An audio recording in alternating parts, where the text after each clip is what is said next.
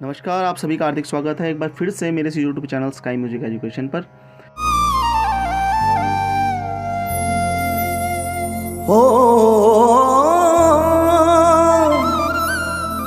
Twelfth की बात चल रही है। 4 तारीख को एग्ज़ाम है, आज 1 तारीख हो गई है और आज मैं आपको करवा रहा हूँ धमार स्वरलिपि। सेकंड धमार स्वरलिपि है, जो पहले मैंने करवाई थी वो मालकोंस में करवाई थी। आज मैं राग भैरव की धमार स्वरलिपि हम लिखेंगे, जो कि धमार ताल में गाई जाती हैं और जिसकी 14 मात्राएं होती हैं, जो कि मैं पहले बता चुका हूँ आपको, तो आज ज़्यादा रिपीट मैं करूँगा नहीं। तो आज बस सिस्टम वही है, धमार की स्वरलिपि है, धमार ताल में इसको गाया जाता है, ये फिक्स है, 14 मात्राएं होती हैं इसकी। राग बस चेंज हो रहा है, राग भैरव है तो राग भैरव है, उसके बोल भी चेंज हो जाएंगे। तो सबसे पहले हमको क्या लिखना है, राग भैरव के बारे में थोड़ा सा बता देना है, जैसे कि मैंने आपको मालकोंस की वीडियो में भी बताया था, मालकोंस धमार में। तो सबसे पहले थाट भैरव, इसका आरोह लिख देना है, सारे गामा पाधानी, रे और धा इसमें हमेशा कोमल होता है, तो रे धा हमने कोमल कर दिया। सानी धा पा मा गा रे सा, इसका उल्टा कर दिया, गामा धा आ पा गामा रे ए सा, धा और रे पर आंदोलन किया जाता है, इसलिए मैंने इसको ऐसा लिख दिया है। इसको आप लिख सकते हो, बहुत अच्छे तरीके से लिख सकते हो, ठीक है। और भी मैं आपको तरीके बताता ही हूँ, जैसे कि 1 2 3 4 5 6 7 8, ठीक है। ये क्या हो गया, सा रे गा मा पा धा नी सा। तो इस तरह से आप नंबर दे सकते हो, नंबर दे के आप इसको अच्छे से याद कर सकते हो। जैसे कि इसका नंबर जो बनेगा 1 2, आरोह का नंबर जो बन रहा है, आरोह अगर याद ना हो तो बहुत अच्छे से लिख सकते हो 1 2 3 4 5 6 7 8, और इसका उल्टा कर देंगे हम,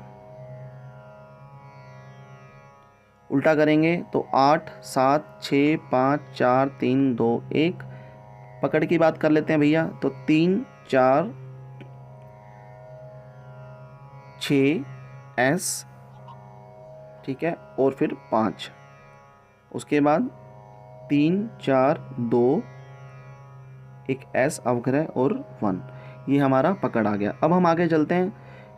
लिखने के लिए हमें क्या चाहिए, गीत के बोल चाहिए, ठीक है। धमार की जो गीत के बोल हैं वो काफ़ी कम होते हैं, मैंने आपको पहले ही बताया था कि धमार गायकी के बोल काफ़ी कम होते हैं। तो हम इसके पहले बोल पढ़ लेते हैं। बोल में 2 चीज़ होती हैं, स्थाई और अंतरा, एज इट इज़ वही है, मालकों से बताया था।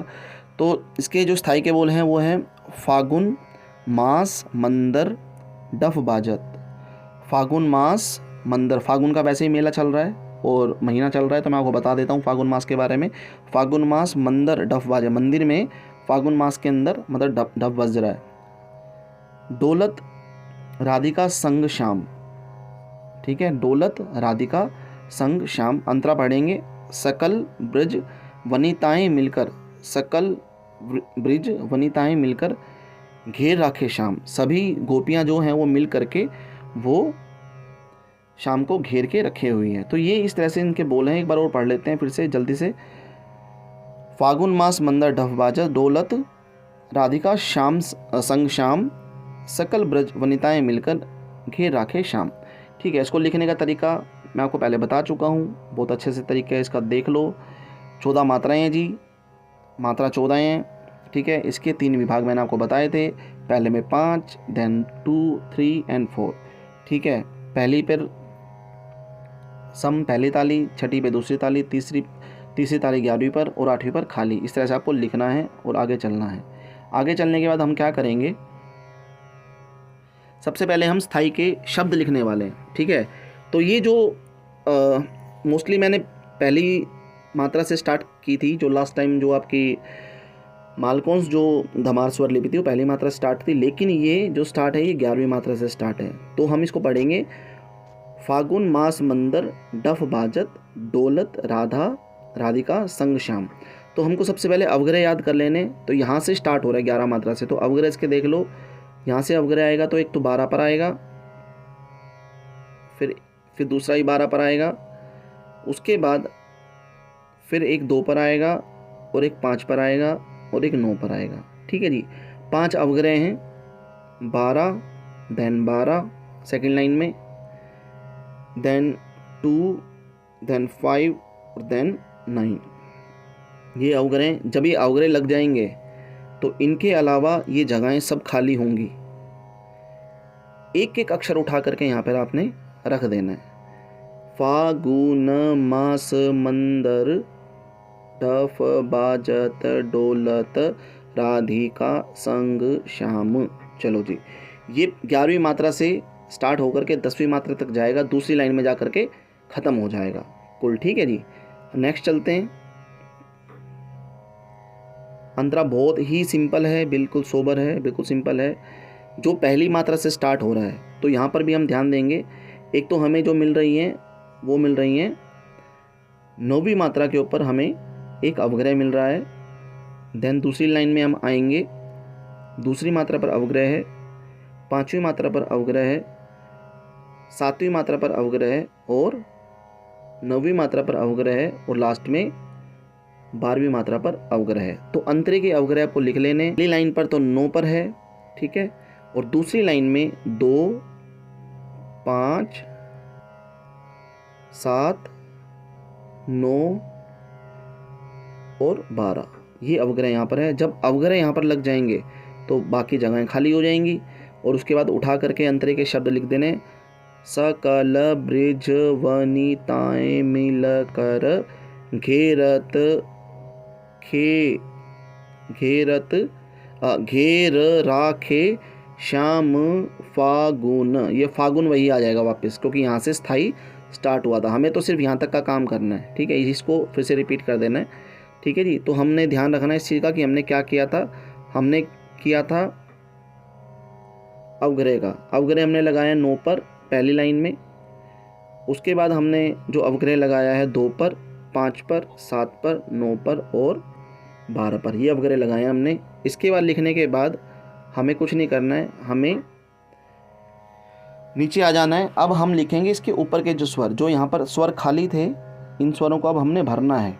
ठीक है, जो स्वर हमने यहाँ खाली छोड़ दिए हैं, ऊपर एक जगह जो मैंने छोड़ी हुई है, ये जो जगह है यहाँ पर मैंने इसलिए छोड़ी है क्योंकि यहाँ पर हमेशा स्वर आते हैं, तो आपको भी ये जगह खाली छोड़ देनी है। तो हम यहाँ पर हम स्वर भरेंगे। स्वर भरने के लिए बहुत आसान है, देख लीजिए यहाँ पर बहुत आसान तरीके से हमने लिखा हुआ है। भैरव राग है, तो भैरव राग में मैंने आपको नंबर भी बताए थे, तो पहले पढ़ लेते हैं फिर भी आप देख लो।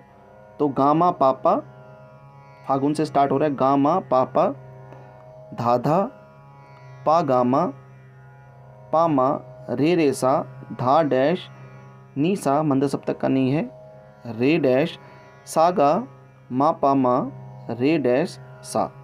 इस हिसाब से ये हमारा स्थाई कंप्लीट हो रहा है। तो इसके आप फ्रेजेस भी लिख सकते हैं। फ्रेजेस लिखने के लिए कुछ भी नहीं है, याद कर सकते हो आप। याद करने को क्या है, देखो सबसे पहली जो लाइन जो 11वीं मात्रा से स्टार्ट हो रही है, तो सबसे पहला जो फ्रेज हमारा आएगा वो आएगा गामा पामा।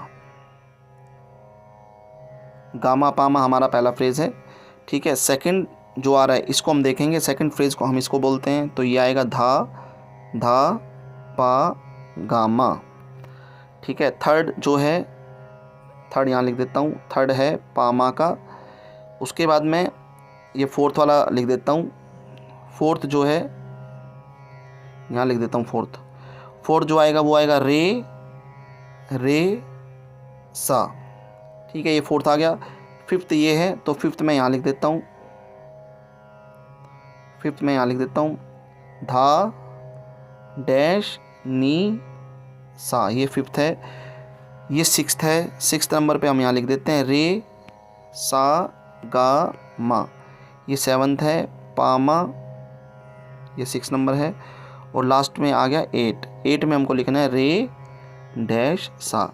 इस तरह से अगर आप याद कर ले तो बहुत अच्छी बात है, नहीं याद होता है तो वही मेरा तो एक ही ब्रह्मास्त्र है आपके लिए, जिसमें मैं आपको बताता हूँ कि आपको नंबर याद करने पड़ेंगे। तो इसके नंबर लिख लीजिए।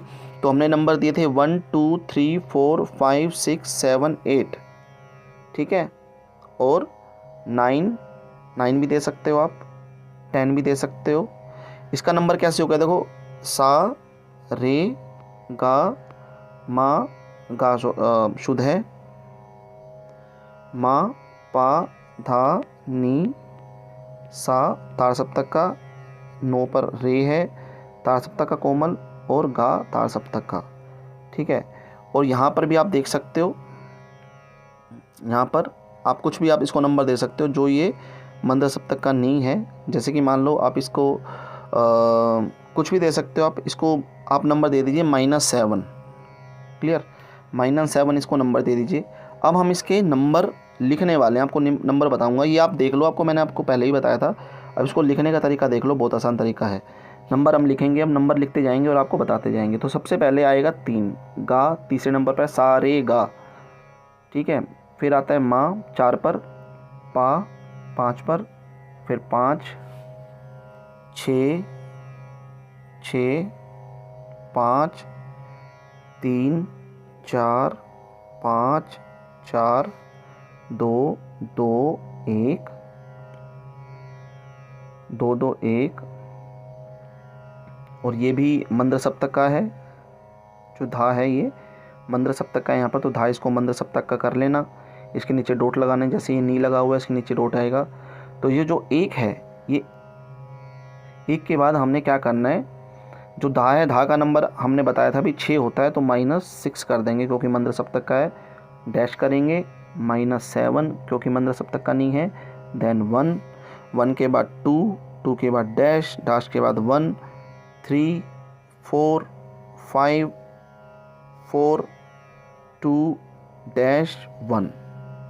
ये इसके नंबर हैं जी, बहुत अच्छे से आप याद कर लो, बहुत अच्छे तरीके से इसको समझ लो, बहुत आसान है, बहुत अच्छे तरीके से इसको देख लो आप। ये 1, ठीक है जी, ये नंबर है। अब हम बात कर रहे हैं अंतरे की ओर चलते हैं। अंतरा बड़ा आसान है। तो अंतरे में, अंतरा आपका स्टार्ट होगा पहली मात्रा से, यहाँ से। तो इसके नंबर हम देख रहे हैं, नंबर इसका हो गया 5, आप खुद बताओगे, बोलते जाओ। हाँ जी, 4 के बाद 5, 5 के बाद आएगा 6, देन 6, देन 7, देन 7, देन 8 क्योंकि तार सप्तक का सा है ये, देन माइनस, ठीक है, मतलब डैश, देन फिर से 8 आ जाएगा।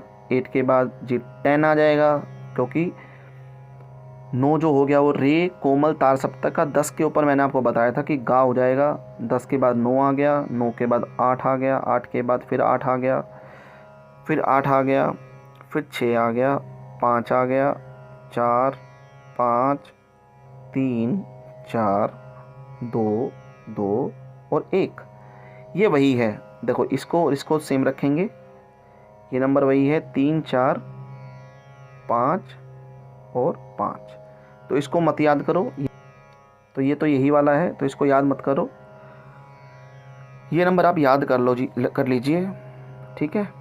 ये आप नंबर याद कर लीजिए, 5 4 5 6 6 7 7 8 डैश 8 10 9 8 8 8 6 5 4 5 3 4 2 2 1 3 4 5 5, ठीक है, ये वही है सेम। तो इसमें ज़्यादा टेंशन की बात नहीं है, तो मैंने आपको बता दिया है, ज़्यादा अपने पास समय है नहीं बताने का, ठीक है, क्योंकि आपको पढ़ना भी है, तो मैं ज़्यादा लंबा वीडियो नहीं करूँगा। तो सबसे पहले आपको वही करना है, सेम पैटर्न है।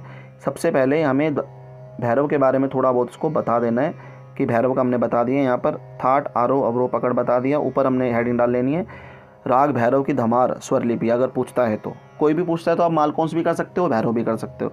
उसके बाद आपने क्या करना है जी, नीचे आकर के गीत के बोल लिखने को, गीत के बोल जो हैं स्थाई लिख देनी है, फिर अंतरा लिख देना है। उसके बाद आपने एक टेबल बना देनी है, ऐसे टेबल बनानी है। टेबल बनाने के बाद आप उनके शब्दों को, अक्षरों को रख दोगे, जैसा कि मैंने आपको बताया था कि आप अवघरे को याद करके आप रख दीजिए बाकी जगहों पर। उसके बाद हम स्वर इसमें ऐड कर देंगे। तो ये इस तरह से आपका क्वेश्चन बहुत अच्छे से बन गया है। तो बहुत बहुत शुक्रिया, thank you so much, lots of love. आपने भैरव धमार स्वर लिपि को पढ़ लिया है, समझ लिया है, तो इसको बहुत अच्छे से आप समझें, बहुत अच्छे से आपके नंबर आएंगे। कोई भी आपका एक नंबर भी नहीं काट सकता भैया, ठीक है। Thank you so much. अगर आपने ऐसे किया तो आपका पूरा नंबर आएगा। Thank you. और मेरे चैनल को सब्सक्राइब करें, लाइक करें, शेयर करें, कमेंट करें।